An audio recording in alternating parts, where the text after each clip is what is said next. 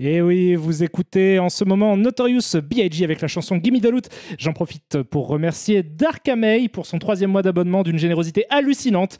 Lui-même, il sait qu'il est trop mignon. Il me dit quelle bonne nouvelle de te retrouver depuis maintenant 3 mois. Merci pour ta générosité et ta bonne humeur communicative. À quand le prochain Cross Verlan? Eh bien écoute, je sais pas. Je sais pas encore. Je sais pas. Je sais pas parce que j'hésite en fait sur quel film faire. J'aimerais bien faire des trucs sur Indiana Jones, mais ça fait un moment que je le dis et en même temps, il faudrait que je commence à les faire. Après, il y a aussi, j'ai plein d'idées. J'ai plein d'idées. Là, c'est Evil Dead Rise. L'occasion, évidemment, avec la sortie de ce film, de parler d'Evil Dead, qui a connu nombre d'adaptations en jeu vidéo. Et je crois, si je ne m'abuse, que la première adaptation de Evil Dead en jeu vidéo est une des premières adaptations de films en jeu vidéo de tous les temps. Donc ce serait quand même super intéressant de se pencher un petit peu sur le sujet de cette saga fantastique, mais en même temps le problème c'est que j'ai pas eu le temps d'aller le voir, le Rise. Donc voilà, et il faudrait que je remate tous les autres avant d'aller voir le Rise pour être tout à fait complet. Merci à toi Split Screen aussi pour le sub que tu viens de prendre, c'est ton 10e mois d'abonnement à toi, c'est extrêmement généreux. Et tu me dis salut Karim, j'ai pas pu être là hier. Tu en as pensé quoi de Donjons et Dragons alors attends, je pense que tu fais une erreur parce que hier moi non plus je n'étais pas là. Donc, mais par contre Donjons et Dragons le film, j'en ai parlé déjà en long, en large et en travers lors d'un précédent live que je ne saurais resituer dans le temps du fait de ma mémoire fort peu fiable. Mais en tout cas j'ai dit que j'avais trouvé ça hyper sympa. J'avais trouvé ça sympa comme tout. Voilà. Est-ce que j'ai vu Misanthrope? Non, mais j'ai très envie de voir Misanthrope, mais j'ai pas encore eu le temps d'aller le mater. Mais c'est un des films que j'attends beaucoup. Pour ceux qui ne le savent pas, c'est le prochain film d'un réalisateur dont j'ai oublié le nom, mais qui est très sympathique puisqu'il avait fait un très bon film qui s'appelle Les Nouveaux Sauvages, qui était une compilation de courts-métrages, je crois, si je me trompe pas, c'est 5 ou 6 histoires. Je ne pourrais pas dire de conneries, mais c'est par là. Et c'est hautement sympathique comme film, Les Nouveaux Sauvages. D'ailleurs, si vous n'avez pas l'occasion de le voir, je crois en anglais, ça s'appelle Wild Tales. C'est super cool. Et donc, il y a son dernier film qui vient de sortir qui s'appelle Misanthrope, qui a l'air vraiment super. Salut à toi, Kim Jong-il. J'espère que tu es en forme. Tu mets en avant ton message pour dire coucou Karim, coucou tout le monde, et coucou à toi. On t'embrasse tous très fort. Voilà. Boys of Raid, c'est très beau, effectivement. J'en parlerai un petit peu. C'est pas pour vous spoiler le truc, c'est pas mon Harry Astor préféré. C'est même en vrai, je pense, le Harry Astor que j'aime le moins, mais qui contient quand même des moments hautement sympathiques. Merci à toi, Blogantin, pour le 11e mois d'abonnement, dont 9 mois consécutifs. Ça fait un enfant consécutif. Et c'est trop mignon. Et tu me dis, Karim, depuis tes lives sur Gabriel Knight 2, je suis complètement obsédé par Louis II de Bavière, au point de lire ses biographies, de voir le film de Visconti sur lui. J'ai pris un voyage à Munich sur ses traces. Tu as créé un monstre. C'est moi, Gabriel Knight. Écoute, Blogantin, je tiens à m'excuser. Déjà, effectivement, les gens me disent, mais tu pourrais montrer ta gueule vu que tu es déjà en train de parler. Effectivement, je pourrais faire ça. Et la preuve, je viens de le faire. Est-ce que c'est pas fou? Alors là, vous voyez qu'il y a de la beubare. Il y a de la beubare à ne plus savoir comment faire. Il y a de la beubare à gauche, il y a de la beubare à droite. Tais-toi, Outcast. Fantastique groupe, probablement un de mes groupes de hip-hop préférés. Salut à tous, c'est Karim Debache. J'espère que vous allez bien. Ouais, Blogantin, je suis vraiment désolé d'avoir déclenché chez toi cette étrange passion qui sort de nulle part. Mais effectivement, et puis en plus, putain, c'est la petite porte que tu as pris pour rentrer, je pense, dans la passion de Louis II de Bavière. Peu de gens, à mon avis, fascinés par l'histoire de Louis II de Bavière le sont devenus du fait d'un stream de moi sur Gabriel Knight. Et donc ça fait de toi quelqu'un d'absolument respectable. Coucou, enfin tu streams, je commençais à être en manque de tes analyses pertinentes. Eh bien accroche-toi à ton slip, il n'y en aura aucune. Ce stream sera absolument inintéressant. C'est prévu, c'est complètement ce que je compte faire depuis le début. Des streams qui ne vous apprennent rien sur rien. Pourquoi? Parce que pourquoi pas? Voilà. Salut à tous, c'est Karim Debache. Du coup, j'espère que vous allez bien, j'espère que vous êtes en forme. Je suis désolé, j'ai pas pu être là hier. J'ai dit que je revenais. Et on est quel jour là? On est bien dimanche. J'ai dit que je revenais ce week-end. Je me suis dit pourquoi pas samedi. Et puis en fait, est arrivé samedi et je me suis dit non. Je me suis dit plutôt que de parler de cinéma, j'allais plutôt consommer du cinéma. Donc je suis allé au cinéma hier pour aller voir Boys of Raid, le dernier film d'Ari Aster, la dernière fresque épique d'Ari Aster de 3 heures avec notre ami Joachim Phoenix, mais pas que, avec aussi plein d'acteurs sympathiques comme j'ai oublié son blaze, mais comment elle s'appelle, Parker Posey par exemple, et encore d'autres acteurs extrêmement sympas. Merci à toi Ronan Jardin pour le 3e mois d'abonnement. Tu m'envoies un cœur violet sur moi et tu me dis cœur violet sur toi Karim. Écoute, cœur violet sur toi aussi, avec Denis Ménochet. Comment ai-je pu ne pas le citer? Denis Ménochet qui film après film quand même si, alors j'ai des réserves sur Boys of Raid, on va en discuter lors de ce stream et on va discuter d'autres trucs, mais film après film, déjà dès le départ, enfin, il m'épate depuis toujours. Je trouve que c'est un fantastique acteur, qu'il est absolument merveilleux. Je l'avais trouvé génial dans Asbestas.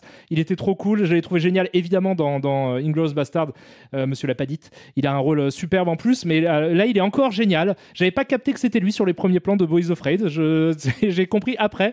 Et il a nombre de scènes extrêmement sympathiques, Denis Ménochet, mais en plus, il joue comme à son habitude, comme un dieu. Donc, il est fantastique. Juste sa gueule, en fait, joue bien, même quand il ne bouge pas et qu'il regarde des trucs. En fait, je trouve que c'est un prodigieux acteur. Donc, félicitations à lui pour toute sa carrière qui est merveilleuse et j'espère le revoir dans plein de films divers et variés en plus, parce qu'il a l'air vraiment de toucher un peu à tout. Je le trouve génial. J'adore Denis Ménochet, il est merveilleux. Asbestas avec Ménochet, film incroyable de tension que je vous conseille, nous dit Mimite.com. Je confirme les conseils de Mimite.com. J'aime beaucoup Asbestas. J'ai très envie de m'intéresser à la filmographie de Sorogoyen depuis que j'ai vu Asbestas, parce que je ne connaissais pas. Enfin, je connaissais de nom, mais j'avais jamais vu ses films.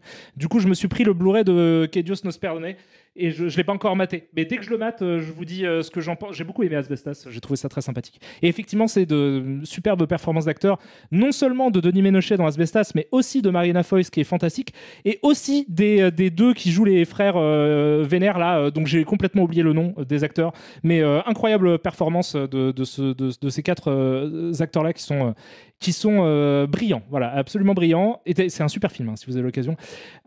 Squalito qui dit Vidéoclub sur Combini avec Ari Aster. Il est un peu rompiche, mais bonne sélection de films. Et ben pourquoi pas, je regarderai ça à l'occasion, effectivement. Moi j'aime bien Ari Aster depuis Hérédité, en fait. Je le trouve sympathique comme tout.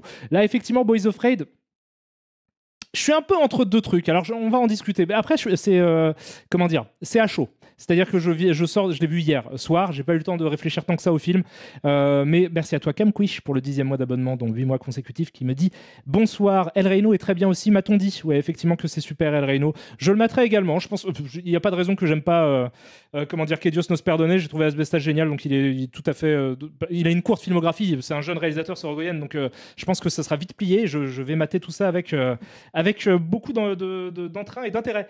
Voilà, je recale mes petits trucs que j'ai prévu de vous montrer aujourd'hui. Donc ouais, j'ai été voir quelques films, j'ai maté quelques films un peu récents. Donc c'est un stream qui s'appelle... Comment je l'ai appelé comme le con que je suis, les Dimanches du Sinanche. Donc c'est dimanche, on parle de Sinanche. Arkane PK qui dit coucou à tous, vous êtes tous bien beaux, c'est très gentil, mais tu ne peux pas voir tout le monde, donc tu mens forcément un petit peu. Voilà, Asbestas dans mes veines. Oui, c'était vraiment bien. J'ai même envie de le revoir, en fait, j'avais trouvé ça super. Il y a des mortelles séquences de pur dialogue dans Asbestas, je trouve, qui sont d'une tension assez admirable. Floppy qui dit coucou petit cul, et ben c'est bien mal me connaître, Floppy, parce que j'ai un énorme cul très gras. Voilà. Il faut que j'arrête de... Mickey0980 qui dit il faut que j'arrête de regarder tes vidéos, je viens d'acheter coup sur coup Time and Tide, super, et les soucoupes volantes attaquent, je vais finir pauvre. Écoute, c'est deux bons choix, c'est sympathique comme tout. Alors il y en a un qui est quand même un meilleur film que l'autre. En plus, si t'as acheté le Blu-ray de chez Carlotta de Time and Tide, tu risques de voir ma gueule, mais c'est quand même sympa, les soucoupes volantes attaquent, donc c'est très bien. Et Time and Tide, vous le savez, j'adore ce film, c'est un chef-d'œuvre. Je suis même dans le Blu-ray, et c'est même un peu grâce à moi qu'il est sorti ce Blu-ray. Tout le monde me dit bonjour et je vous salue tous avec grand plaisir. Donc l'idée, c'est les dimanches du Sinanche, c'est de faire un petit live dominical on parle de cinéma de façon assez chaotique puisque les thématiques vont être croisées. En gros, le gros truc, c'est que je voulais évidemment parler de Matt God, donc Dieu fou, de Phil Tippett, qui s'il avait été un rappeur de mumble rap se serait appelé Lil Fart. Voilà, vous la gardez pour vous cette vanne, elle me fait super plaisir. Attendez 2 secondes, je vais décaler le chat parce qu'il n'est pas bien calé. Voilà, c'est quand même mieux comme ça. Voilà. Mais oui, donc Matt God de Phil Tippett. Qui est Phil Tippett? Qu'est-ce que c'est que Matt God? Pourquoi est-ce que c'est la sortie événement? J'adore que les gens disent « Waouh !» J'ai un énorme raid de Fred. Salut à toi, Fred. J'espère que ça va bien. J'espère que c'est la teuf. J'espère que tu aimes le cinéma, Frédéric. Salut à tous, les amis. Je vous fais des gros bisous. Je savais pas que t'étais en stream. Je suis désolé. Ah, mais si, je savais que t'étais en stream. En plus, je suis un connard. Tu stream tous les dimanches. Je te fais des gros bisous. J'espère que tu vas bien et que c'est la teuf de par chez toi.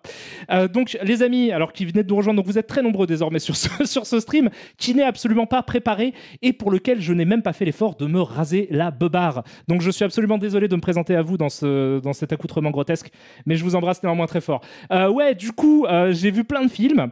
Donc j'ai vu plein de films, j'ai décidé d'en discuter avec vous. C'est un dimanche où on va parler de cinéma. Je sais pas combien de temps ça va prendre. La base du truc, c'est que je voulais évoquer Mad God, la sortie événement. J'adore quand on dit ça, la sortie événement. J'ai toujours trouvé ça un peu cheap de ouf, mais j'aime bien le faire. La sortie événement au cinéma, c'est distribué par Carlotta, qui prend un risque quand même assez ouf. Et c'est pour ça, en fait, que je voulais vraiment parler de la sortie de Mad God, parce que je trouve que c'est extrêmement réjouissant, en fait, de voir sortir en salle un film aussi ouf que Mad God. Et on va discuter de pourquoi est-ce que c'est un film complètement ouf, déjà dans la façon dont il est fait, et en plus dans ce que ça représente dans l'histoire du cinéma. Je trouve ça complètement ouf qu'un film comme Mad God puisse être vu par les gens au cinéma, en fait, ils peuvent payer leur place et aller voir ce film complètement barré et complètement déjanté. Pour tout vous dire, pour ceux qui ont vu Boys Afraid, qui est sorti, si je ne m'abuse, le même jour, à savoir mercredi dernier, Boys Afraid, à côté de Mad God, c'est hyper simple. C'est un film très accessible et très sympathique et très rigolo. La vraie sortie barrée du moment, c'est Mad God, qui est réalisé par Phil Tippett, que vous connaissez, même si vous ne connaissez pas son nom, puisqu'il s'agit d'un des plus grands noms de l'histoire des effets spéciaux modernes. Si vous avez vu des films comme Robocop, Robocop 2, Jurassic Park ou encore Starship Troopers, eh bien vous avez vu le travail en fait de Phil Tippett, puisqu'il a bossé sur tous ces films-là. Même si en fait pas trop sur Jurassic Park, et peut-être allons-nous en discuter également. C'est un peu compliqué l'histoire de Phil Tippett. Mais du coup, en fait, il réalise un film, c'est son second long métrage, puisqu'il avait aussi avant ça réalisé au milieu des années 2000 la suite de Starship Troopers 2, qui n'est pas ouf et dont on va parler aussi puisque c'est son précédent film, donc on va être obligé d'en parler. Il a aussi réalisé quelques courts-métrages, notamment en 2010 je crois un film qui s'appelle Mutant Land. Il a aussi réalisé son truc avec des dinos qui n'est pas Dinosaur, parce que Dinosaur c'est un documentaire sur lequel il a bossé, mais merde, c'est pas le titre. Il a jamais fait de film qui s'appelle Merde. Il a fait un film avec un court-métrage avec des dinos dedans. Prehistoric Beast, merci beaucoup à toi. Mousslingos, qui est un court-métrage en stop-motion aussi, qui met en scène des dinosaures et que moi j'aime beaucoup. C'est un tout petit court-métrage, je crois que ça dure genre 5 minutes, mais c'est hyper joli et ça date de 85, donc bien avant Jurassic Park. Et c'est vraiment un truc assez cool. On va parler de toute l'œuvre de Phil Tippett. Phil Tippett, alors on va faire plein de vannes aussi sur son blaze, évidemment. Phil Tippett, Phil Tirot, Lil Fart, j'ai déjà fait Lil Fart. Il y a plein de vannes à faire parce qu'il y a Prout à l'intérieur de son nom et c'est toujours sympa les Prout. Mais c'est à côté de ça, c'est un très grand monsieur de l'histoire du cinéma. Donc ça fait super plaisir de le voir quand même réaliser un film de psychopathe. Il y a du retard de fou en France. Mad God, non, j'ai l'impression qu'il est sorti aux USA il y a plus d'un an. Mais en fait, il était déjà même sorti dans des festivals et en France aussi. Il y a de ça un an, mais là, c'est une vraie sortie à l'échelle nationale dans je ne sais plus combien de cinémas, mais en gros, c'est une vraie sortie par un vrai distributeur qui est Carlotta, du coup, qui prend le risque de sortir ce film de fou dans quelques salles françaises. Et c'est pour ça que c'est aussi une manière pour moi de vous recommander d'aller voir le film, quand bien même, je vous préviens direct, il est chelou de ouf. Là, si vous allez voir Mad God au cinéma en vous disant tiens, je vais voir un film, j'ai bien aimé Jurassic Park par exemple, je vais aller voir un film un peu dans ce ton-là, c'est raté. Voilà, vous avez franchi la mauvaise porte. C'est un film hyper barré, hyper chelou. On va en discuter et je vous montrerai des images du truc. Mais pourtant, c'est important, je pense, d'aller voir ce film-là, même si c'est pas votre délire ou quoi, parce que c'est hyper chelou. C'est quand même cool de soutenir ce type de démarche, quoi, parce que c'est extrêmement risqué, je pense, pour un distributeur de se lancer dans la sortie d'un film aussi bizarre que ça.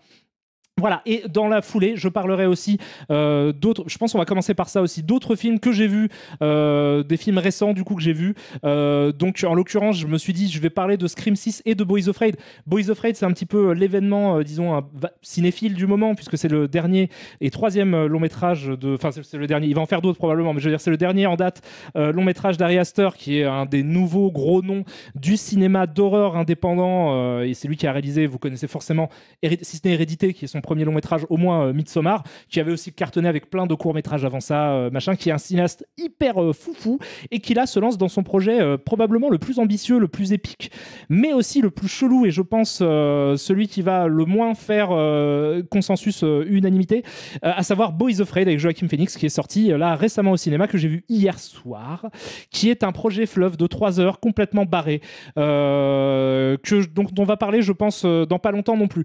Donc ça peut être intéressant. Et Scream 6, ou comme on devrait le dire puisque c'est orthographié de la sorte, Screavi.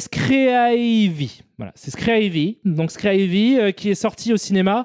Voilà, et ça me permet quand même de brasser assez large, même en termes d'appréciation. J'ai pas kiffé Scream 6, j'ai pas kiffé du tout. Je vais vous expliquer pourquoi. Boys Afraid, j'ai trouvé qu'il y avait des choses fantastiques et d'autres moins.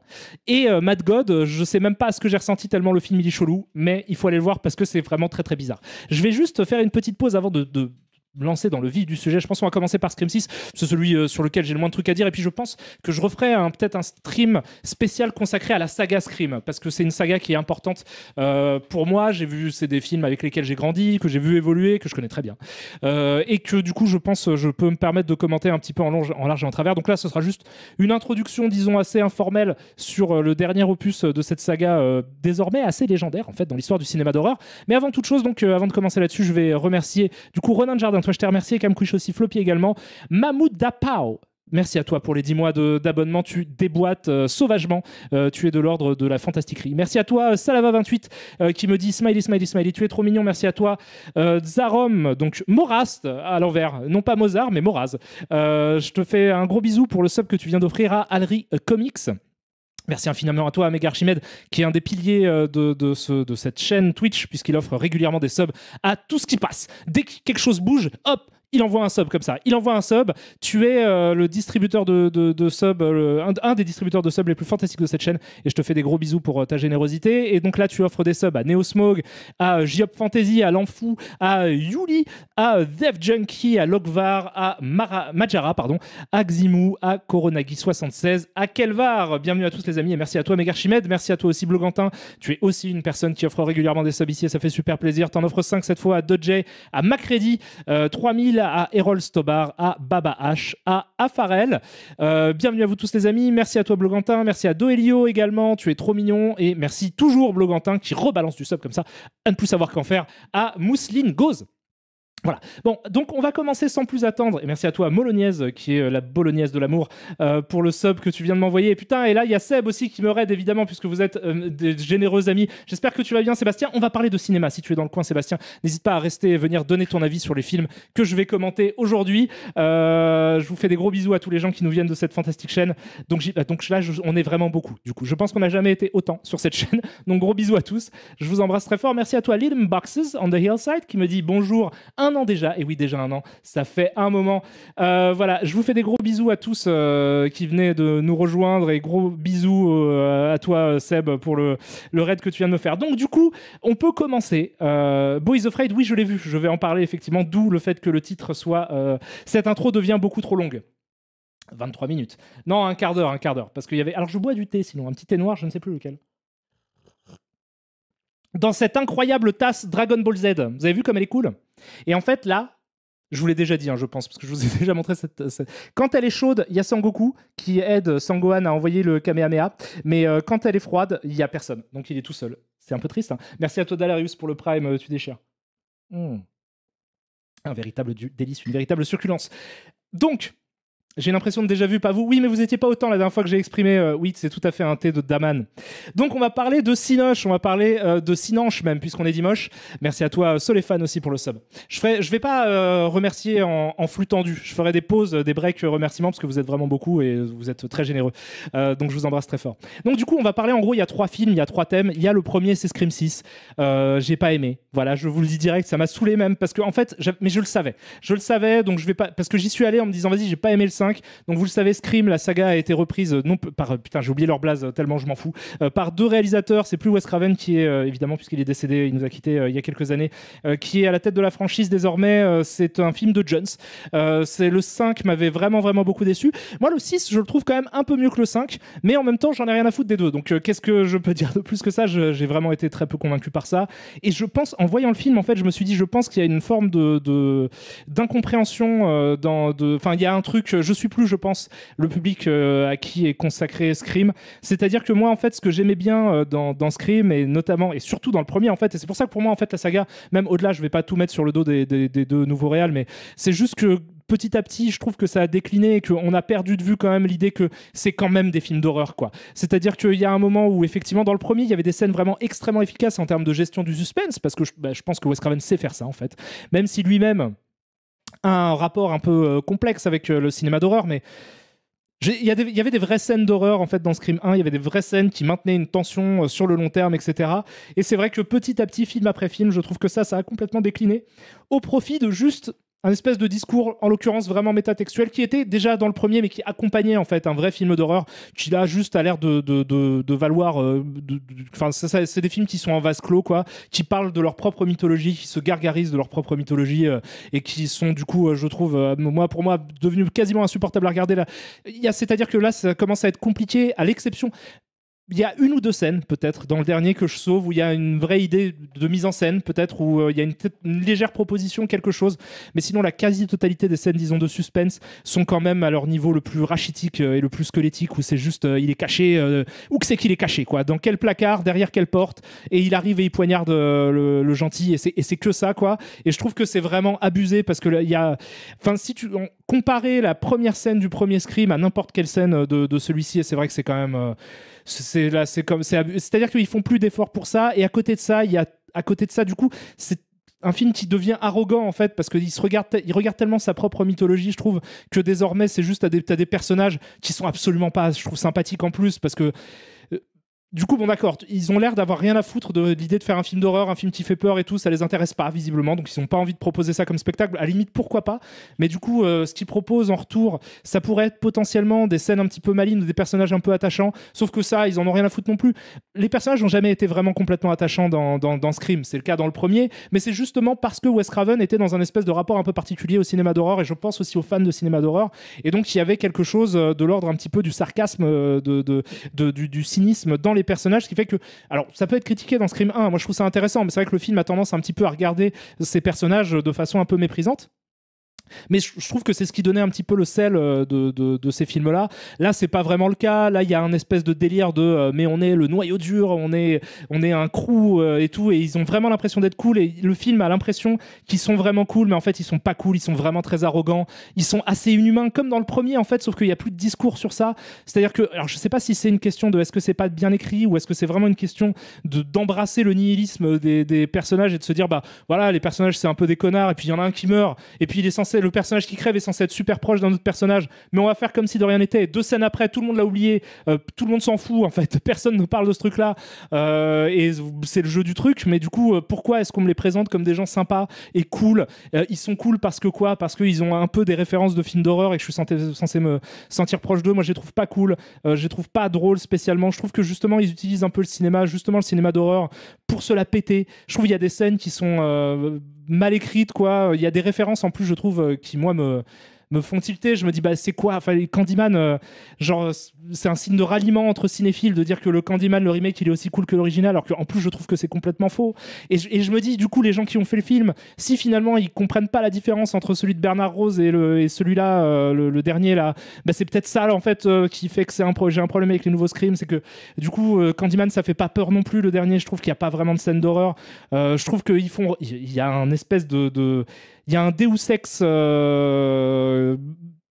j'allais dire Deus Ex Machina, mais c'est juste qu'il y a un espèce de dieu scénariste en fait qui décide de qui doit mourir et de qui doit vivre. Et si le personnage il le trouve sympa parce qu'il a écrit dans le film que c'était sympa, du coup il va survivre.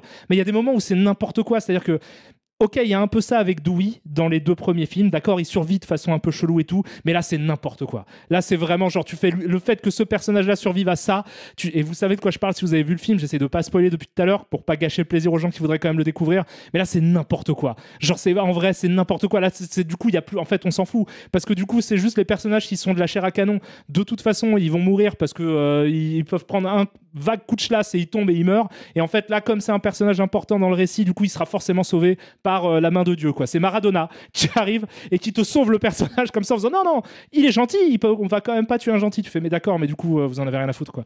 Donc du coup voilà, moi ça m'a vraiment déplu. Je trouve qu'il y a aucune forme de créativité dans la façon dont est filmé l'horreur. Et en plus c'est un ratage, je trouve, sur même le côté whodunit, quoi, parce que du coup Scream a toujours été ça. Merci beaucoup à toi, DSD, pour le chien. Scream, ça a toujours été ça en mode. Il y a aussi un film, comment dire, un Agatha Christie caché dans le film d'horreur. Donc, cool. Ça arrive d'être un peu surpris. Ça arrive d'être pas tant surpris que ça. Mais là, je crois que c'est la première fois de ma vie où j'ai le premier plan où il y a le personnage qui sera, du coup, voilà, incriminé. Le premier plan, j'ai fait, c'est ce personnage. Point. Et, y a pas... et après, tu peux retourner le truc comme tu veux, me dire, mais c'est ce personnage. C'est évidemment que ça va être ce personnage, quoi. Tu vois, et c'est sûr. Et pendant tout le film, j'ai dit, mais. Tu vois, et et les personnages, comme ils sont montrés, en fait, dans un espèce de délire de, ouais, ils connaissent trop bien le cinéma d'horreur et tout. Bon, parfois, ils se font avoir, mais ils ont l'œil. Et tu fais, mais vous voyez pas ça? Ça, vous voyez pas ça? C'est ce personnage. C'est visiblement ce personnage.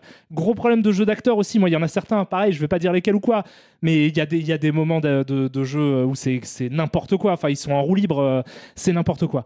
Moi, je trouve que c'est vraiment, vraiment n'importe quoi. Et du coup, je sais pas, parce en fait, il y a des trucs que je peux pas dire parce que sinon, ça va spoiler, quoi. Mais en fait, le fait que ce soit évidemment ce personnage-là, ça implique plein de trucs parce que du coup, tu peux pas le croire. Et du coup, il y a des moments, en fait, où le méchant ment, ça arrive très souvent dans Scream que le méchant mente et essaye de faire porter le chapeau, évidemment, à quelqu'un d'autre, et tu fais, mais vous le voyez pas, quoi, parce que vraiment, genre, ça se voit, quoi. Ça se voit. Donc, c'est un whodunit raté parce que du coup, en tout cas, ça a pas été efficace sur moi parce que j'ai immédiatement compris qui était le vilain. C'est un film d'horreur qui ne contient quasiment aucune scène de suspense, qui a un argument qui pouvait être intéressant, c'est-à-dire de le mettre dans la ville. Donc du coup, la question c'est comment est-ce qu'un tueur de slasher, c'est en hommage j'imagine à Vendredi 13, Jason Takes Manhattan, donc ça pouvait amener des trucs intéressants. Ils essayent d'en faire quand même quelques trucs parfois, c'est-à-dire que du coup, vu que ça se passe à New York, il y a un truc un peu dans le métro, parce que dans l'histoire du cinéma, est-ce que c'est parce que je suis jamais allé à New York, mais il faut faire réparer ses lumières, parce que y a vraiment... Après c'est pas un reproche parce que c'est vraiment dans tous les films, quoi, mais je sais pas si c'est comme ça en vrai, mais c'est un cauchemar à épileptique, hein, les lumières des métros de New York. Mais donc oui, ils font une scène évidemment dans le métro de New York où ils jouent sur les lumières qui clignotent parce que voilà, c'est la vie, quoi, mais qui amène à pas grand chose de ouf. Il y a comment dire, il y a des scènes, mais il y a le délire appartement, donc quand même il y a un peu ça dans une scène qui est un petit peu une des plus sympathiques peut-être. Il y a un vis-à-vis, du coup il joue un petit peu sur le côté vis-à-vis. Voilà, mais c'est pas très New York non plus, quoi. C'est-à-dire que ça a pas vraiment le feeling. Tu sens que ça aurait pu être un peu une ville random. Et puis le fait qu'il y ait des foules, mais peut-être c'est peut-être intéressant. Faudrait que je réfléchisse à ce que ça veut vouloir dire. C'est-à-dire qu'en fait, il y a des scènes où il y a des gens, il y a plein de gens du coup, parce que ça se passe dans une ville, donc ils sont pas isolés comme quand ils étaient un petit peu dans des bleds à la campagne dans les anciens films. Et du coup, le tueur il s'en bat les couilles. Il rentre dedans, il traverse, il a un schlass, hein, mais il s'en fout. Il plante des gens comme ça un peu au hasard et il va à son but. Donc peut-être que ça a du sens. C'est hyper chelou dans le cadre de Scream parce que c'est quelque chose que tu peux comprendre de la part d'un Jason qui est un personnage un petit peu surnaturel et tout, qui a un peu des super pouvoirs, quoi. Même dans le cadre d'un truc monolithique comme Michael Myers. Mais c'est vrai que là, du coup, étant donné que c'est le principe de Scream, c'est que c'est un peu des gens du quotidien. Du coup, tu fais, mais putain, t'es à deux doigts, t'as de la chance. Parce que t'es à deux doigts que les mecs ils te retournent. Parce que t'es un mec avec un schlass, tu vois. Et là, t'as des New Yorkais vénères autour de toi. Tu vois, t'as de la chance.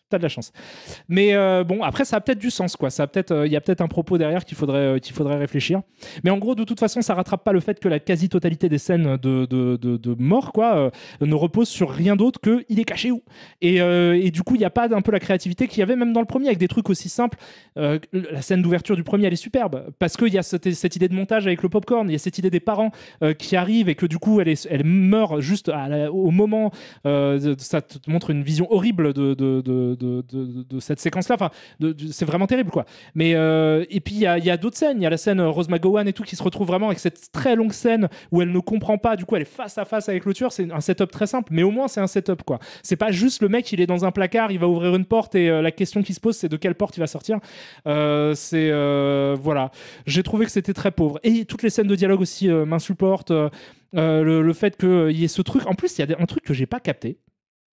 C'est que, bon, il y a des passages obligés, puisqu'ils sont obligés de répondre, disons, au cahier des charges de Scream. Donc, c'est-à-dire que tu as des séquences qui sont obligées parce que ça a été instauré comme des séquences. C'est-à-dire que tu as forcément une scène où il y a un cinéphile qui discute des règles du type de film dans lequel il se trouve. Donc, dans le premier, c'était on va discuter des règles dans les films d'horreur. Donc, tu as Randy qui dit voilà, dans les films d'horreur, il se passe ça. Dans le 2, c'est bon, on est dans une suite. Donc, là, maintenant, voilà, je te donne les règles dans une suite. Dans le 3, c'est une trilogie. Donc, on va discuter d'une trilogie. Et là, ils font ça sur les franchises. Et du coup, ça crée un truc hyper bizarre parce que tu fais ouais, d'accord, mais c'est le 6e en fait. Donc ça fait longtemps que vous êtes en fait vraiment dans une franchise. Pourquoi pas celui d'avant? Mais parce que celui d'avant c'était sur les requels. Mais en même temps, du coup, là, le délire, enfin, je sais pas. Je trouve que c'est mal amené. Je trouve qu'en plus, il y a un côté vraiment cinéphile péteux en fait dans cette séquence et globalement dans toutes les séquences. Il y a un côté aussi un peu Monster Squad en mode on est je sais plus comment les corps forts ou je sais plus comment ils s'appellent, mais il y a un côté un peu boys band qui commence à se créer dans le truc où ils sont super potes et yes, ensemble on est fort. Et du coup, ça, je sais pas ce qu'est le propos du truc parce que moi, dans ma tête, en fait, Scream depuis. Surtout dans le premier en fait, mais c'était un truc sur justement, c'était une vision très désabusée des jeunes et très sarcastique de la jeunesse où ils sont tous très individualistes et du coup je trouve ça trop bizarre d'en faire un espèce de frat pack en mode ouais on est tous potes et quand on se tient la main on est super puissant contre les fantômes et pour moi ça appartient pas en fait à cette licence là, mais bon tout ça c'est pas grave, tout ça c'est des trucs un peu thématiques qui peuvent être discutés à la limite, mais c'est vraiment moi l'absence de peur en fait qui est au cœur de toutes les séquences et parce qu'il n'y a pas de proposition de mise en scène ou très peu. C'est Samy qui dit le 6 n'apporte rien à la franchise, Scream est devenu une simple formule toute faite qu'on exploite par facilité. Mais oui, je trouve vraiment, mais de façon là presque un peu cynique quoi du coup. C'est-à-dire que du coup ils ont compris. Là c'est vraiment genre les mêmes après c'est la blague de Scream donc c'est compliqué parce que mais moi je pense que cette série fallait la laisser mourir en fait. Je comprends pas ce qu'ils essayent de faire en continuant ce truc je sais pas, pour moi c'est un truc qui appartient vraiment aux années 90 et qui était même un commentaire sur la cinéphilie de Vidéoclub en fait des années 90 et du coup là ils l'accompagnent et du coup ils sont obligés de commenter la cinéphilie plus moderne etc, mais ils ont plus le courage en fait de porter un regard critique sarcastique et un peu méchant sur les cinéphiles dont ils parlent et du coup il y a quelque chose de très consensuel où ils se disent les personnages qu'on montre il faut quand même qu'ils nous mettent des bonnes notes sur je sais pas quel site de réseau social est à la mode en ce moment et du coup c'est genre donc ils essaient d'en donner une version très gentille et consensuelle et voilà donc moi je trouve qu'il y a plus d'intérêt franchement à faire ces films là quoi et puis c'est vrai que tu te dis ça aurait dû rester au moins à Wes Craven et après sa mort on se dit vas-y on va pas quand même continuer à tirer le truc vas-y il y a peut-être encore des centimes à se faire et tout c'est bon laissez mourir le truc Ghostface on a compris ce que vous enfin il y a plus grand chose à dire avec ça et voilà voilà mais c'est en tout cas le site à la note de notes à la mode en ce moment, c'est Letterboxd qui est cité. C'est pour vraiment, c'est les clins d'œil complices potes. Mais parce qu'en fait, dans Scream 1, il y avait ce côté clin d'œil complice, un petit peu tongue-in-cheek, etc. Mais c'était accompagné d'un truc un peu méchant et critique en fait sur le fait que tous les personnages sont un peu égoïstes, que cette espèce de truc, il n'y a pas cette espèce de délire de bons sentiments entre potes, machin, on va se défendre. Et là, du coup, maintenant, il y a ça quoi, ça fait partie de Scream. Et donc le nihilisme en fait qui était du coup qui rendait tolérable le côté clin d'œil un peu complice, ça existe même plus trop dans la franchise. Donc mais Saïra qui dit mais il y avait pas un truc comme quoi Wes Craven n'était pas si fan que ça de cinéma d'horreur. Oui, c'est pas qu'il était pas fan de cinéma d'horreur, c'est que je pense que ce n'est pas ce à quoi il aspirait et que du coup il se serait éventuellement rêvé. C'est vrai que dans les interviews de Wes Craven il cite peut-être pas oui, mais c'est comment dire, à la limite je m'en fous en fait, c'est-à-dire que j'ai pas forcément besoin que les mecs soient vraiment fans de cinéma d'horreur, mais c'est-à-dire que du fait de sa position dans l'histoire du cinéma d'horreur et autres à Wes Craven en fait il apportait un point de vue quand même qui était intéressant je trouve dans Scream et même dans ses films d'avant en fait moi j'adore j'adore Shocker Freddy sort de la nuit, alors j'ai revu il y a pas longtemps, j'aime un peu moins qu'à l'époque mais même je trouvais intéressant et puis potentiellement aussi comment ça s'appelle les Griffes de la nuit simplement, que je trouve quand même sympathique. La colline à des yeux, je trouve ça un peu vieilli, mais il y avait des tentatives, genre dans la dernière maison sur la gauche, où c'était intéressant quand même, c'était des propositions de cinéma. Et du coup, j'ai l'impression qu'il n'y a plus de mise en scène dans Scream. Et là, c'est quand même, mais plus du tout, quoi. C'est-à-dire que c'est vraiment juste le slasher 101, rien, pas de de créativité dans la façon dont on filme les meurtres, à une ou deux exceptions près. L'intro est pas mal dans Scream 6, elle est pas mal. Mais en même temps, elle est pas mal, mais en fait, en soi, en termes de pur suspense, elle est pas ouf. C'est juste, elle est pas mal parce que scénaristiquement, elle retourne un truc qui est intéressant. Mais en termes de pur flip, elle est, il est caché là, quoi. C'est pareil. Mais c'est juste, elle te fait croire que le film va aller sur quelque chose qui d'ailleurs aurait pu être intéressant, mais que en fait c'est pas ça. Et que mais ça va. Encore la scène de départ, ça va. Elle est pas flippante, mais au moins elle dit un truc qui est un peu original, quoi. Que j'ai trouvé un peu original.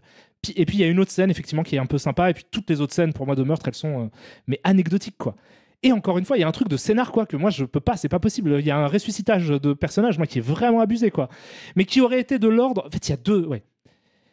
C'est comme si à la fin de Scream 2, en fait, genre, je sais pas, Randy était vivant. Voilà, je suis désolé, j'ai spoilé du coup Scream 2. Oui, Randy meurt dans Scream 2, mais ça date d'il y a longtemps, quoi. Mais ça aurait été super chelou, en fait, qu'à la fin du film, on le ramène parce que il est un peu à la mode, parce qu'il est un peu sympathique, mais tu vois qu'il est hyper mort quand même dans ce qu'on te montre. Donc, et là, ils font un truc comme ça, quoi. Ils font un truc où c'est vraiment, tu fais, mais là, c'est pas. Soit le mec a des super pouvoirs et du coup, vous racontez un autre film. Donc, ça veut dire que dans Scream 7, c'est ce personnage-là qui survole des villes en tirant des boules de feu comme as. Il se bat contre Flash, il peut peut-être se battre contre Flash, mais sinon c'est pas possible en fait qu'il survive à ça. Donc voilà. Donc je fais, voilà, c'est ce que j'avais à dire sur Scream. Du coup, ça m'a donné envie de vous recommander des films avec des partis pris de mise en scène intéressants. Et là, j'en ai un à vous recommander qui n'a rien à voir avec Scream, qui n'est même pas un slasher ni vraiment un film d'horreur, mais qui est un film intéressant de suspense, avec des vraies belles scènes de suspense qui sont bien réalisées, bien mises en scène. Je vous le présenterai, je vous en parlerai juste après avoir remercié les quelques personnes qui ont filé des subs, à savoir Jobutu Paki, qui dit 8 mois, puisque ce sont 8e mois de sub. C'est que je vais finir par être à court de façon de te remercier. Écoute, là, les thunes, c'est déjà hyper cool. Juste un sourire. À moi ou à quelqu'un d'autre. Un sourire, c'est déjà un remerciement fantastique. Merci pour tout, c'est top cool ce que tu fais. Merci beaucoup à toi. Bravo pour tout cet argent que j'ai donné. La bise. Je t'embrasse très fort, merci. Merci aussi à toi, STK, pour le sub que tu viens de me filer. Tu déchires. Merci à Pierrot76 qui dit bonjour Karim. Je sais que tu es un grand fan de Alan Moore, mais que penses-tu de son run sur Swamp Thing? Et j'aime beaucoup le run qui est très important d'ailleurs dans l'histoire du personnage de Swamp Thing. Et as-tu vu le film Swamp Thing de Wes Craven justement? Oui, mais il y a très longtemps. Donc je vais pas parler de Swamp Thing de Wes Craven parce que je l'ai vu il y a une éternité. Mais effectivement, il a adapté dans les années 80, je crois, ou peut-être début, non, des années 80. Il a adapté Swamp Thing.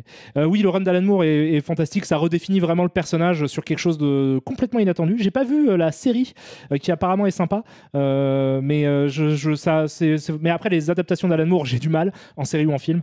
Donc je l'ai pas vu, mais en tout cas, oui, c'est super le run d'Alan Moore sur Swamp Thing. Comme quasiment tout ce qu'a fait Alan Moore. Là, je me suis acheté Providence. Je l'ai pas encore lu. Mais c'est Alan Moore, il a fait plusieurs Cross Lovecraft et j'ai hâte de lire ça. Je vous en parlerai peut-être quand j'aurai lu. Merci à toi, Trotti99, pour le 9e mois de sub. Tu déchires et tu me dis hello Karim. Je profite de ce beau bébé, et oui, 9 mois, pour te demander si tu connais le groupe Black Wave, Was Good. Alors, le groupe Black Wave, Was Good, pardon. Une chanson plutôt cool. Bisous. Alors, je ne connais pas. Je ne connais pas, donc je ne sais même pas ce que c'est, tu vois. Merci à toi, Paul Do, aussi pour le Prime. Tu déchires de ouf. Vous êtes adorable. Ne trouves-tu pas la filmo de Craven plutôt moyenne? Pas mal de navets dans sa filmo quand même. Il y a des navets dans la filmo de Wes Craven, mais non, c'est un réalisateur que j'aime bien en fait parce que effectivement, il est. Alors moi, je trouve qu'il y a des propositions de cinéma en fait dans Wes Craven. Même au début de sa carrière, je citais La Dernière Maison sur la gauche. Et si en fait ça n'a pas le génie d'un Toby Hooper ou quoi, il y a quand même des ruptures de ton intéressantes. Il y a quelque chose de vraiment, je trouve, d'intéressant dans Wes Craven. Après, peut-être est-il surcoté, le côté Master of Horror, mais de toute façon, il y a peu de gens, à mon avis, qui. Peut-être qu'il est un peu surcoté. Moi, j'aime bien Wes Craven. C'est quelqu'un quand même que j'ai tendance à défendre. Et puis, sans déconner, Scream, ça a quand même un peu fait aussi de ma culture cinéma. Hein. C'est un film, le premier, qui est important dans ma cinéphilie, quoi, que j'ai vu quand j'étais jeune et tout. Le 2, je l'ai vu en avant-première. Merci à toi, Bad Pendy, qui me dit merci pour tout ce que tu apportes à ma culture. Écoute de rien. Je t'ai donné plein de films à regarder. N'hésite pas à checker les Scream. Merci à toi, Losange, gros chiffre pour ton 2e mois d'abonnement aussi. Tu déchires. Camelin, tu me dis Karim, désolé, je parle pas beaucoup sur ton stream alors que je les regarde beaucoup. Il y a quelques mois, j'avais dit que j'avais commencé mon premier taf dans le monde du cinéma grâce à la passion que tes émissions m'ont transmis. Aujourd'hui, je bosse sur Arcane saison 2. Je sais pas si tu connaîtras. Donc, merci pour tout. Oui, Arcane, je connais 2 noms, j'ai jamais regardé, mais tout le monde dit que c'est super. Donc, keep up the good work. Je suis très content du coup de t'avoir influencé. Ça fait super plaisir. Donc, du coup, un film que je vous recommande. Quel film de Toby Hooper hors Massacre à la tronçonneuse? Massacre à la tronçonneuse 2, alors qu'il n'a rien à voir, mais qui est quand même très sympathique. Moi, j'aime bien Life Force, mais après, c'est alternatif, quoi. Poltergeist, c'est super, mais c'est pas complètement lui, mais c'est quand même super. Merci à toi. Non, Los Angeles Chief, pardon, je te remercie. Le film que j'ai à vous recommander, du coup, qui est un vrai bon film de suspense, que vraiment je vous enjoins à regarder dès lors que vous en aurez l'occasion, c'est celui-ci. Je sais pas si vous connaissez ça, c'est vraiment chouette. Je vous le fais découvrir, enfin je vous le présente parce que c'est pas forcément déjà c'est pas forcément le film le plus connu de son réalisateur, mais c'est globalement, je pense, en France un film pas très très connu. Donc pour tous les gens, voilà, j'espère que c'est une découverte pour vous en tout cas. Terreur aveugle de Richard Fleischer qui en anglais s'appelle See No Evil. Je crois qu'il y a aussi, il est ressorti, je crois qu'il s'appelle Blind Terror, parce qu'il y a une interview, il y a une préface de Nicolas Sada qui l'appelle Blind Terror, donc j'imagine qu'il a dû s'appeler Blind Terror à un certain moment, mais c'est Terreur aveugle en tout cas, et donc ça s'appelle See No Evil. C'est un film de Richard Fleischer qui date des années 70, alors je crois que c'est 72, mais je vais vérifier parce que j'ai pas envie de dire une connerie. C'était une connerie, c'est 71, mais en tout cas, voilà, c'est le début des années 70. Et c'est un film, alors je vais vous. Donc c'est Mia Farrow. Donc Richard Fleischer, vous le connaissez forcément parce que Soleil Vert, vous connaissez forcément Soleil Vert. Vous connaissez quoi d'autre de lui L'étrangleur de Boston. Et son chef-d'œuvre que j'ai aussi et que j'ai revu il y a peu. Son chef-d'œuvre, bien sûr. Amityville 3D, donc El Pozo dell'Inferno, voilà, qui est absolument. C'est super cool. Alors, au second degré, c'est pas ouf comme film, mais c'est en 3D. C'est un film en 3D et cette édition passe, c'est une édition zone 2, donc vous pouvez la regarder, il n'y a pas de VF, il n'y a pas de souci de français, mais ça fait quand même plaisir de voir Amityville en 3D, puisqu'il existe en Blu-ray 3D. Donc voilà, mais donc Richard Fleischer, c'est un cinéaste qui a une carrière hyper longue et qui est vraiment un cinéaste, que j'allais dire, de l'efficacité en fait, qui est connu pour vraiment, j'allais dire torcher les films, mais pas dans le sens péjoratif du truc, quoi. C'est vraiment, il fait des films, quoi, de façon sérieuse et consciencieuse. Et il a officié dans plein de genres différents. Conan, c'était lui aussi. Pas le Milius, le Conan le Destructeur. Il a fait plein de films hyper intéressants, mais celui-ci est pas connu. En France, en tout cas, j'en entends peu parler, et donc c'est pour ça que je voulais vous le présenter. Donc en gros, l'histoire, c'est Mia Farrow. Donc on est en 71, donc c'est post Rosemary's Baby, donc du coup elle est habituée à être dans des situations de jeu flip dans un film. Mais cette fois-ci, le truc qui est intéressant, c'est qu'elle joue une aveugle. Donc c'est une jeune fille aveugle qui emménage chez son oncle et sa tante, et avec sa cousine aussi, qui habite ici, et un jardinier également, voilà. Et en fait, le scénar... Alors je vais vous raconter le début du film, peut-être ça vous donnera envie, parce que je trouve que là, il y a une proposition qui est super. C'est qu'en fait, donc, cette jeune fille est aveugle. Un soir, en fait, elle doit aller rencontrer son mec, en gros. Voilà, elle a été aveugle après, je crois, un accident de cheval. Et elle doit aller passer la soirée avec son mec. Et du coup, en fait, son oncle et sa tante lui disent bon, bah, quand tu rentres, on sera pas là. Donc, du coup, on te confie à notre fille, donc, qui est sa cousine. Sa cousine lui dit écoute, entre nous, voilà, je dois aller voir mon mec aussi. Donc, je serai pas là, en fait, quand tu reviendras. Je sais que tu es aveugle, c'est compliqué, mais s'il y a moyen, en fait, tu rentres. Est-ce que tu peux te débrouiller toute seule? Voilà, je pourrais pas être là pour t'accueillir. Donc Mia Farrow dit bah, y a pas de problème, je vais me débrouiller, fais-toi plaisir. Voilà, fais ton rencard. Elle y va, et en fait, pendant qu'elle est à son rencard à elle, sa famille se fait en fait massacrer, se fait assassiner par un tueur en série, du coup, qui est on the loose, qu'on suit plus ou moins depuis le début du film, en fait, sans voir son visage jamais. Mais du coup, toute sa famille se fait tuer, et donc elle rentre, sauf que du coup, elle est aveugle. Et du coup, on lui a dit qu'il n'y aurait personne à la maison. Donc, elle ne sait pas, en fait, que la maison qu'elle est en train d'investir, dans laquelle elle rentre pour se coucher et tout, est en fait remplie des cadavres des membres de sa famille. Donc, il y a une scène comme ça, il y a même plusieurs scènes, en fait, où elle rentre chez elle, du coup, et elle vit sa vie. Et nous, on voit que, en fait, autour d'elle, il y a des gens qui ont été assassinés, quoi. Et du coup, en fait, alors après, il se passe plein de trucs. Je vais pas vous raconter ce qui se passe, mais en gros, voilà, c'est Mia Farrow qui est poursuivie par un tueur en série et qui est aveugle. Et ce qui est intéressant, en fait, formellement, dans ce film-là, c'est qu'il va être un peu à cheval, en fait, entre le cinéma des années 60, donc qui va être très Hitchcockien, en fait, dans la façon dont il va filmer toute la première partie du film, notamment, avec des très bonnes idées de mise en scène. Typiquement, le personnage du tueur, en fait, on le suit. On voit que c'est un pervers, machin, on le suit dans des boîtes de nuit, des cinémas porno, etc. Mais on ne le voit jamais jusqu'à la toute fin du film, donc voilà. On le voit jamais, on le voit que au travers de ses bottes, d'où ce plan-ci. Parce qu'il porte des Santiago qui ont la particularité d'avoir une petite étoile sur la Santiago, et donc il est montré quasiment que on voit des morceaux de son corps, en fait, c'est très fragmentaire, et on le définit surtout au travers de ces Santiago. Donc ça, c'est un parti pris de mise en scène déjà qui est intéressant. C'est un film qui va être rempli de détails, en fait. C'est ça qui est très intéressant, parce ça va tourner au départ autour d'une gourmette qu'il a laissé tomber, et donc il doit revenir dans la maison. Elle apprend qu'il va revenir dans la maison juste avant, parce que le jardinier était encore un peu en vie, donc il a eu le temps de lui donner quelques informations et tout. Donc il va y avoir beaucoup de tout un procédé en fait très intelligent, parce que vous comprenez du principe du film que en fait l'idée de ce film en termes de proposition de mise en scène, ça va être qu'est-ce que nous on voit, quel temps d'avance on a par rapport au personnage principal qui est aveugle, quoi. Et donc ça va travailler par rapport à ça avec justement une espèce de cinéma presque omniscient. Enfin, il y a une caméra qui va choisir quand elle vous montre des bouts de corps ou des machins, etc. Quand est-ce qu'elle vous donne les informations, et c'est mené avec beaucoup de maestria. Mais ce qui est intéressant, c'est qu'en fait, donc toute la partie du film va être très Hitchcockienne, un peu machin, un peu le voyeur, un peu tout ça, un peu, j'allais dire, De Palma en fait, un peu giallo.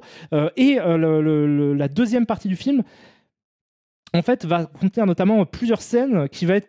J'ai pas envie de vous spoiler ce qui s'y passe, mais en gros, il y a une forme de retour à la nature. Donc, il va y avoir tout un travail sur les textures, en fait, qui est hyper intéressant.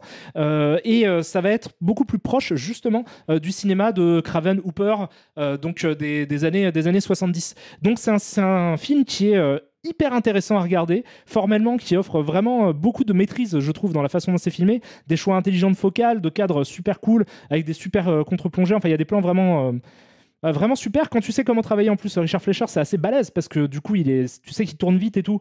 Et il y a quand même vraiment une façon appliquée de donner les informations et tout. Donc c'est vraiment super. C'est un super film. Terreur aveugle, si vous avez l'occasion, c'est pas très connu. C'est sorti chez Carlotta toujours. Donc on fait de la pub à Carlotta parce que c'est super bien ce qui sort. Et ça, c'est vraiment top. En plus, j'ai le Blu-ray parce qu'il me l'avait offert à l'époque dans un coffret Richard Fleischer avec d'autres films. Mais n'hésitez pas à essayer de retrouver ce film-là. See No Evil, Terreur aveugle.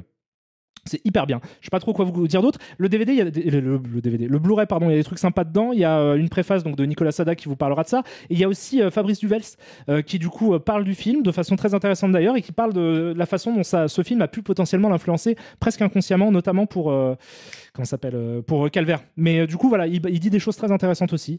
Et c'est une jolie édition Blu-ray d'un très très joli film qui devrait être beaucoup plus connu. Voilà. Donc j'espère que ça vous fait... Tu as vu Les flics ne dorment pas la nuit, bien sûr, il est aussi dans le coffret que j'ai. Donc c'est vraiment super. Donc checkez ça, c'est vraiment bien, c'est beaucoup mieux que Scream 6. Voilà, donc ça c'était pour Scream et pour le suspense et pour l'horreur, tout ça. Je vous recommande aussi, alors Amityville 3D, bon, c'est pas ouf. En fait, c'est un film qui est presque anachronique, quoi, parce que c'est un film des années 80, mais qui est un des derniers films, hein, je crois, en plus de Richard Fleischer, mais qui est complètement, j'allais dire, un peu mou, quoi. Enfin, qui pourrait être un film d'horreur qui a plus à voir avec du Robert Wise de 20 ans avant, quoi. Mais qui est quand même assez sympa, quoi. Qui est sympa parce qu'il y a des jolies visions de fantômes, et surtout, c'est en 3D, et il n'y a pas tant que ça de films d'horreur en 3D, en Blu-ray. Sortez Vendredi 13/3, bordel de merde, en 3D. Je dis peut-être que c'est sorti entre temps, mais la dernière fois que j'ai regardé, c'était pas sorti, et je rêverais d'une édition de Vendredi 13/3 parce que j'ai déjà Les Dents de la Mer et j'aimerais bien regarder Vendredi. Mais ils sortent plus de Blu-ray 3D. Je crois que c'est complètement passé de mode, et je crois que c'est fini en fait, les Blu-ray 3D. Ce qui me rend extrêmement triste. Du coup, j'en achète plein. Voilà.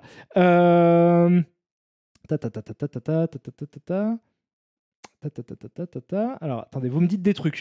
Donc je vais vous lire. Donc Wargen, tu mets ton message en avant pour me dire salut le chat, salut Karim. Je profite vite fait du petit thème cinéma pour savoir si tu connais The Great Review. Eh bien non. Et si tu as vu sa vidéo, le meilleur film de tous les temps, qui est incroyablement intéressante, une vraie dinguerie, ou comment les films seraient notés, les films par les grands magazines. Alors, il y a eu, à mon avis, une petite coquille dans ta phrase. Donc, j'imagine... Je ne sais pas, du coup, ce que ça... Non, j'ai pas vu cette vidéo, je suis désolé, je regarde très peu de vidéos YouTube. Le meilleur film de tous les temps, non. Il parle de comment est-ce que les grands magazines notent les films. Moi, j'en ai rien à foutre. En plus, je trouve ça ouf. Moi, les classements des meilleurs films... Déjà, des meilleurs films tout court, en mode... Déjà, ça m'intéresse pas, en fait. Je trouve ça ouf. Sauf pour la blague, soit quand tu le dis comme une blague, genre ouais, c'est le meilleur film de tous les temps. Genre en vrai, Les Affranchis, c'est probablement pas le meilleur film de tous les temps. C'est juste c'est mon préféré parce que j'aime bien, quoi. Mais en vrai, ça a aucun sens pour moi de faire des classements. Donc je sais pas ce qu'il dit dessus sur cette idée de faire des classements et tout. Mais bon. The Great Review justement parle de toi en interview, Karim. Ah d'accord. Qui t'a cité dans une interview récemment. Ok. D'accord, bah j'écoute. Vous me dites tous qu'effectivement il parle de moi, donc big up. Je ne sais pas qui c'est, mais gros big up. Je suis en train de faire un dossier sur le Zatoichi de Kitano. Est-ce que tu aurais un commentaire à faire pour que je puisse te citer? Ça claquerait sa mère. Le Zatoichi de Kitano, le sang en 3D, c'est quand même chouette. Je n'ai que ça. Je l'ai pas vu depuis sa sortie cinéma en fait, Zatoichi no Kitami. Mais c'était super. C'était super. Vraiment, j'ai kiffé. Et le sort en 3D, je me suis dit, tiens, c'est assez rigolo. Ça donne une patine au film que j'ai rarement vu dans un film de samouraï. Mais depuis, je l'ai pas revu. Voilà, c'est tout ce que j'ai à dire. Comment expliquer, alors Samy8668 me dit comment expliquer la flopée de films de possession démoniaque de ces 20 dernières années, simple film commercial au reflet d'une société comme l'ont été les films de zombies. J'en sais rien, je les ai pas vraiment analysés et j'ai beaucoup de mal à me faire à analyser des films récents, ça va être très compliqué. Vince, tu me dis, il a mal expliqué dans son message, regarde les vidéos de The Great Review, c'est toujours intéressant. J'en doute pas, mais du coup je ne sais pas ce que ça voulait dire. Salut Karim, que penses-tu de la saga Conjuring et de l'univers en général? Moi je trouve ça sympathique. Je crois que j'ai vu que le premier en fait. J'ai vu que le premier. Attends, j'ai peut-être vu le deuxième. Je sais plus. Je sais que j'ai vu le premier, c'est sûr. J'avais trouvé ça sympathique. Bah c'est comment horreur un peu blockbuster quoi, mais c'est honnête dans ce que ça propose. Après je trouve que c'est pas des chefs-d'œuvre non plus. Mais ça m'amuse le truc les Warren et tout, c'est rigolo. Salut Karim, est-ce que tu connais le film Koyaanisqatsi? Je connais très bien le film Koyaanisqatsi, je l'ai vu des tonnes de fois, c'est très intéressant. Voilà, je sais pas quoi te dire de plus. La musique est mieux que le film, mais le film est quand même super. Voilà. Musique de Philippe Glass, pour ceux qui ne savent pas, Koyaanisqatsi, grand film contemplatif des années 80, qui lancera une espèce de semi-mode, en fait, finalement, de ce type de cinéma-là, qui est le premier opus d'une trilogie avec Powakatsi et l'autre, comment s'appelle-t-il? Je sais plus comment s'appelle le troisième. Mais qui ensuite, voilà, il y aura Samsara, tout ça, Batavia. Non, je dis n'importe quoi. Quid des Fast and Furious, c'est moi mon kiff. C'est moi mon kiff, les Fast and Furious. Si tu as un film d'horreur à conseiller, hormis Evil Dead 2, qui était plus drôle qu'autre chose. Oh putain, j'en ai des centaines à conseiller des films d'horreur, je saurais pas quoi te dire, là c'est très compliqué comme question. Je sais pas, il y en a des centaines. Il y a vraiment des centaines pour le coup, je ne saurais pas à quoi te dire. Attends, mon film d'horreur préféré c'est The Thing, mais je l'ai déjà recommandé 1500 fois, donc c'est compliqué quoi. Mais à part ça, il y en a des milliards quoi. Tu vois, Halloween j'adore, Massacre à la tronçonneuse si tu l'as pas vu, c'est évidemment un immense classique qui vieillit toujours hyper bien. Massacre à la tronçonneuse, le premier, Toby Hooper, il vieillit toujours hyper bien, ça c'est ouf. Il y a une intelligence dans la mise en scène, c'est un des films les plus dégueulasses à ne pas être gore en fait, je trouve, Massacre à la tronçonneuse, c'est-à-dire il a toujours ce feeling poisseux en fait, il montre quasiment rien, hein. C'est vraiment magnifique Massacre à la tronçonneuse. Et puis sinon tous les classiques, hein. Moi je te recommande de te mettre dans ce délire là. Après ça dépend parce que l'horreur ça englobe quand même vraiment beaucoup de types de films aussi différents quoi. Salut Karim, je vois que tu vas parler de Mad God. Il y a un petit youtubeur très bien qui en a parlé aussi, Intercut. Alors je ne connais pas non plus. Tu vas pas connaître si tu dis que tu regardes pas trop. Je regarde pas trop donc je connais pas, mais n'hésitez pas à checker. C'est cool de parler de Mad God, donc respect à lui. Big up. Voilà. Donc. Le deuxième sujet, ça va être du coup Bo is Afraid. Alors là, j'ai pas de. Oh non, bah non, je suis con. Non, j'ai pas de Blu-ray d'Ari Aster. Il faudrait que je les achète d'ailleurs. Mais alors du coup, donc, on peut discuter un petit peu de ce film Bo is Afraid, qui est sorti le mercredi dernier en fait au cinéma, qui du coup est la dernière grosse production A24, qui est du coup le dernier film par la même occasion d'Ari Aster. Qui est La colline des yeux d'Alexandre Aja. Effectivement, c'est un très bon remake pour le coup, ça fonctionne bien. Shining est un chef-d'œuvre. Bon. Salut, je viens de sortir d'Hérédité justement d'Ari Aster pour m'initier à son cinéma avant d'aller regarder Bo is Afraid, mais je n'ai pas du tout accroché. Ai-je manqué quelque chose à l'intérieur? Écoute, moi j'aime bien Hérédité. Je trouve que c'est un film vraiment intéressant. J'aime beaucoup aussi Midsommar. Je trouve qu'il y a vraiment il y a du beau cinéma. Il y a des belles propositions de cinéma dans ces deux films-là. Dans Bo is Afraid aussi d'ailleurs, même si c'est en fait c'est le film d'Ari Aster que j'aime le moins. Voilà. Alors que c'est marrant, juste avant j'avais discuté avec un mec, j'avais croisé un gars qui m'avait dit c'est son meilleur film. C'est peut-être pour ça que je me suis auto-hypé. Mais en vrai, il y a quand même des trucs hyper intéressants. Donc du coup, qui est Ari Aster? Ari Aster, c'est un des fers de lance d'A24, donc qui est une boîte de prod de cinéma indépendant qui s'est fait connaître un petit peu quand même dans ce genre de elevated horror, hein, qui est un nom de merde vraiment pour les que je vous déconseille d'utiliser vraiment volontiers, puisque ça témoigne en fait d'un type de cinéma. Attendez, il y a eu je fais une pause. avant de commencer à parler d'Ari Aster et de Boys of Rage, je vais juste remercier les gens parce que du coup, il y a Medus Horribilis, pardon, qui a offert plein de subs. Donc, merci beaucoup à toi, Fenrir 2009, qui dit bonjour à toi et merci pour tes streams. Je voulais juste recommander Le Menu, je l'ai pas encore vu, avec Ralph Fiennes, vu récemment, que j'ai beaucoup apprécié. Donc, c'est un film un petit peu satire sociale, c'est ça. Je sens le délire un petit peu parasitesco satirique dans The Menu, où c'est visiblement un espèce de délire de riches, le délire de the rich qui sont pris au piège. Enfin voilà, ça a l'air un peu sympa, mais je l'ai pas vu, donc je pourrais pas en parler. Merci à toi, Corsidian, aussi pour le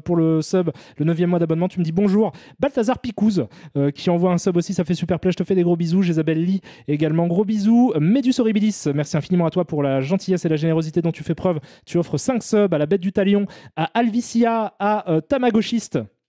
Super blaze. À Escalos, à Berbelotte, bienvenue à vous tous les amis. Le Daron Stream, merci à toi pour le sub que tu offres à Asmoth aussi. Et Wizardien, merci à toi pour le sub que tu prends pour toi. C'est ton 6e mois, ça fait super plaisir. Voilà, je te fais des gros bisous. Tu en penses quoi de Glass Onion et à couteau tiré? J'en ai beaucoup parlé déjà en stream. J'aime beaucoup à couteau tiré, j'aime pas du tout Glass Onion. Voilà. Est-ce que j'ai des nouvelles du joueur de guitare de Gabriel Knight? Je le cherche toujours. Je le cherche. Donc... oui, donc, alors, Ari Aster donc, est un réalisateur qui s'est fait connaître d'abord avec des courts-métrages, genre, je sais plus comment il s'appelle, Something Wrong About the Johnson, mais en tout cas, des courts-métrages chelous. Ensuite, il est passé au long-métrage avec le film Hérédité, qui était un film donc, produit par la société A24, qui est en gros, donc je disais, ils se sont fait connaître beaucoup dans le Elevated Horror, mais en gros, ils sont un petit peu dans l'indépendant à la Sundance, mais avec des films d'horreur à message high concept, avec des messages bien évidents et tout. Donc, ils sont dans ce genre de production-là. Moi, c'est un peu plus le temps passe, plus je trouve quand même qu'ils commencent à tourner un peu en rond A24 dans ce qu'ils produisent. Mais en tout cas, ils ont fait un petit peu les beaux jours du renouvellement du genre de l'horreur dans les années passées. Et du coup, Ari Aster, c'est un de leurs cinéastes phares. Donc, il a fait Hérédité, qui avait quand même pas mal fait parler de lui au moment de sa sortie. Si je ne m'abuse, je crois qu'il y a nombre de cinéastes, et notamment Scorsese, qui avaient dit du bien d'Hérédité et de Ari Aster globalement en tant que cinéaste. Midsommar est sorti après, et là, ça a été, je pense, un petit carton, parce que moi, je me souviens quand c'est sorti, je l'ai vu 2 fois, Midsommar. J'ai beaucoup aimé, moi, Midsommar. Quand c'est sorti, et vous voyez que mon thé est froid. Quand c'est sorti, je pense qu'il y a... Du coup, pourquoi je panique? Je panique pas. Du coup, tu utilises aussi Elevated Horror? Non, pas sérieusement. Je trouve que c'est un terme horrible en fait. Je sais pas d'où il vient encore. J'ai pas complètement admis ce que ça voulait dire. C'est-à-dire que en gros, c'est pour dire on fait des films intelligents, mais en fait, je trouve que souvent, ça veut dire on fait des films vraiment pas très malins. Ou je sais pas. En fait, ça dépend à quoi ils se comparent, quoi. C'est-à-dire que Elevated, mais par rapport à quoi? En fait, c'est ça qui est très compliqué pour moi. Je n'arrive pas à admettre ce terme comme un... Je trouve que c'est horrible, en fait, en termes de définir un cinéma par rapport à le niveau de qualité de sa production par rapport à d'autres films. Je trouve ça terrible. Et en plus, le truc que je trouve ouf dans tous ces films Elevated Horror, c'est qu'en fait, je les trouve vachement moins malins que j'imagine les films auxquels ils se comparent. Pour moi, Elevated Horror, ça veut juste dire que ce sont des films, en fait, qui parlent de ce qu'ils montrent. Ou qui montre ce dont il parle. Voilà, mais je trouve ça, Wargen, effectivement, terme très arrogant, je trouve ça arrogant, je trouve que ça n'a pas d'intérêt du tout comme terme. Mais du coup, je ne sais pas si les gens l'utilisent sarcastiquement aussi, donc c'est ça que je mets quand même entre guillemets ce truc-là, parce que j'imagine que c'est peut-être un truc qui est fait pour se moquer des films qui sont décrits par ce terme, j'en sais rien. Je ne sais pas. Mais en tout cas, voilà, c'est Ari Aster, on peut dire, fait au même titre que Jordan Peele à un certain degré de l'Elevated d'horreur, c'est-à-dire des films d'horreur mais avec un message dedans, donc ce qui était pour moi en fait lié intrinsèquement au genre de l'horreur mais qui visiblement en fait mérite un genre supplémentaire quoi. En tout cas, salut Karim le chat, je sors Devil Dead Rise, c'était sympa, ça a bien fait réagir le public pendant la séance pardon. Écoute, j'attends de voir moi. Mais en fait, il faudrait que je me refasse tous les Evil Dead. Je vais pas faire une aparté sur les Evil Dead tout de suite, mais il faudrait que je me les refasse tous avant de le mater quand même. Donc voilà, donc Ari Aster en tout cas avait cartonné avec Midsommar, parce que je me souviens qu'au moment de sa sortie, tout le monde en parlait comme vraiment un truc de ouf, et même ça a pour le coup dépassé, là où Hérédité je pense a surtout fait parler, disons, j'imagine dans les milieux un peu cinéphiles, ou en tout cas dans les milieux de gens qui apprécient le cinéma d'horreur. Midsommar, il y a eu un côté un peu, pas blockbuster, mais c'est-à-dire que des gens se sont mis à en parler, mais qui n'en avaient rien à foutre en fait du cinéma d'horreur, connaissaient même pas le truc quoi, et juste en parlaient parce que ça avait plutôt fait parler du truc. Le high concept de Midsommar, c'est peut-être justement essayer de revigorer un petit peu le genre du... comment ça s'appelle c'est un genre folk horror. Si vous avez vu Wicker Man, c'est un petit peu la figure de proue de ce cinéma-là. Ça a essayé de faire un twist un petit peu moderne sur ce cinéma-là, en abordant des thématiques un peu plus actuelles, etc. Donc moi, je trouve que ça fonctionnait très bien. J'aimais beaucoup, effectivement, ce qui avait été fait par Ari Aster dessus, parce que je trouvais qu'il y avait une maîtrise quand même de la mise en scène qui était... quand même qui était vraiment visible, quoi. C'est-à-dire que tu voyais très bien que lui, pour le coup, il savait très bien mener un récit et c'était vraiment cool. En plus, c'était porté, je trouve, par un casting qui était vraiment excellent, à commencer par l'actrice, putain, j'ai oublié son nom, c'est Florence Pugh, je sais plus, oh merde, mais c'est une très bonne actrice en tout cas, qui est excellente dans ce rôle-là, et globalement le casting est vraiment excellent. Je trouve que tout le monde joue très très bien dans ce film-là. Je trouve que le fond du film aussi est assez intéressant.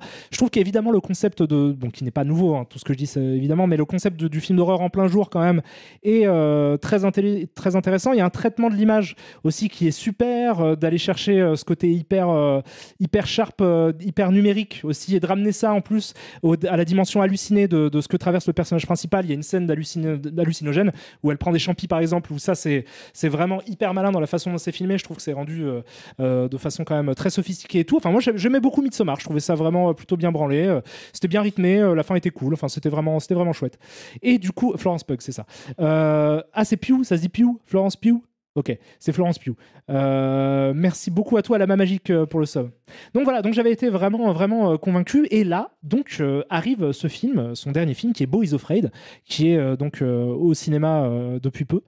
Et qui, comment dire, quand même tranche avec ses deux précédents films, déjà dans le sens où déjà ce n'est pas un film d'horreur. Ça va emprunter des choses au genre, mais ce n'est pas un film d'horreur. C'est pas, je peux pas considérer ça comme un film d'horreur vraiment à proprement parler, même si ça prend des bouts d'horreur. C'est une comédie new-yorkaise hallucinée, quoi. En gros, c'est un Woody Allen sous champi, en gros, le délire de ce film-là. Et du coup, ça met en scène... Alors, je vous pitch vite fait le film. Attendez, depuis le début, vous savez ce qu'on n'a pas fait. On n'a pas regardé des bandes annonces pour que ça serve un petit peu quand même de support à ce que je suis en train de vous dire, pour pas parler dans le vide. Est-ce que vous voulez d'ailleurs que je vous fasse un petit récapitulatif vite fait? Ça fait 1 heure qu'on stream, mais ça va. Vite fait, je peux vous montrer des images de Terreur aveugle éventuellement, ou même des films dont on parlait avant, de Scream, etc. Ça peut être sympa. Parce que, hop, clac, voilà. Non pas Indépendance des trailers, on s'en fout. Je vais vous montrer juste, je fais un petit flashback et on repart sur Boys of Rage juste après. Et ensuite, je vous montrerai Midsommar et comment ça s'appelle, et Hérédité. Je vous montrerai des petits trailers pour que vous sachiez un petit peu de quoi on parle quand même. Voilà, original trailer 1080p. Hop, est-ce que vous avez le son? Si vous n'avez pas le son, je suis désolé. Vous avez le son.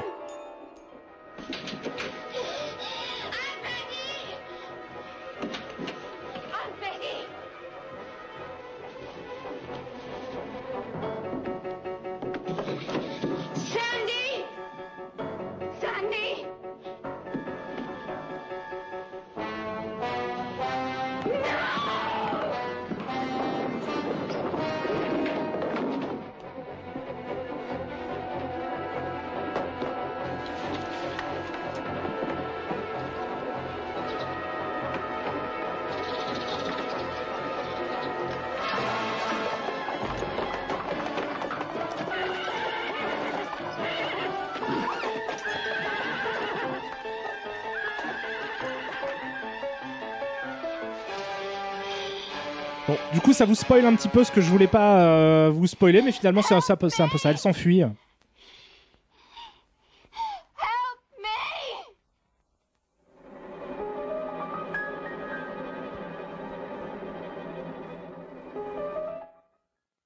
Voilà, bon, la bande-annonce, c'est pas ouf. En fait, c'est juste un bout d'une séquence vaguement remontée, mais à peine. Donc, c'est pas ouf.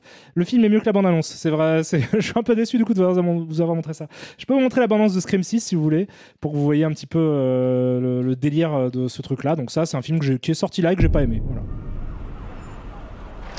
Waouh, c'était beaucoup trop fort. Je suis absolument désolé. Pardon.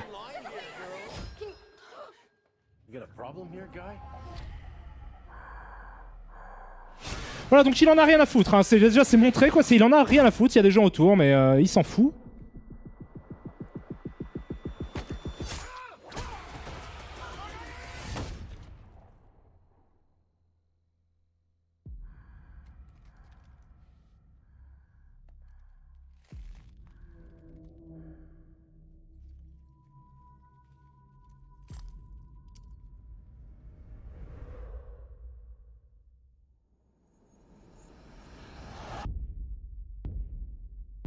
had this secret. There's a darkness inside of me. It followed me here. And it's gonna keep coming for us. We share a certain history. This isn't like any other ghost face. What is this place? A shrine. We've got to lure him in. We execute him. Hello. Let's play a game. You know you're like the 10th guy to try this, right? It never works out for the dipshit in the mask. Maybe. But there's never been one like me, Gale.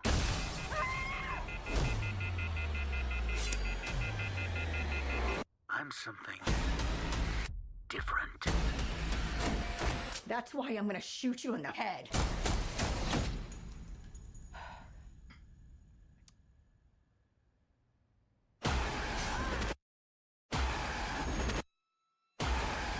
You want me. So let's finish this.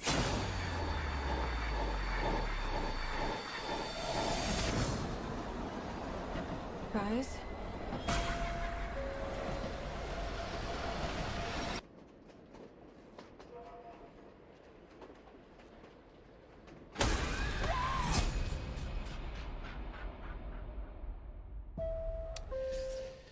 Voilà, bon, ben voilà, donc c'est pas ouf. Voilà, tout ce que j'ai à dire, c'était juste pour que vous voyez un petit peu ce dont je parlais là depuis tout à l'heure, Scream 6. C'est pas ouf, là pour le coup, presque, effectivement, vous le disiez dans le chat, mais je trouve qu'effectivement la bande-annonce, qui pourtant est pas ouf, est quand même mieux que le film, parce que au moins c'est un peu rythmé, quoi, mais sinon c'est pas ouf, effectivement. Bon, bah il a un flingue, quoi, à un moment du film, voilà. Il y a quelqu'un qui a dit « Oh, Jean Lassalle !» en voyant ce personnage, mais en fait, pas vraiment, tu vois, mais je comprends pourquoi tu penses à Jean Lassalle. Voilà, mais sinon je vous recommande vraiment d'aller voir d'autres films que ça. En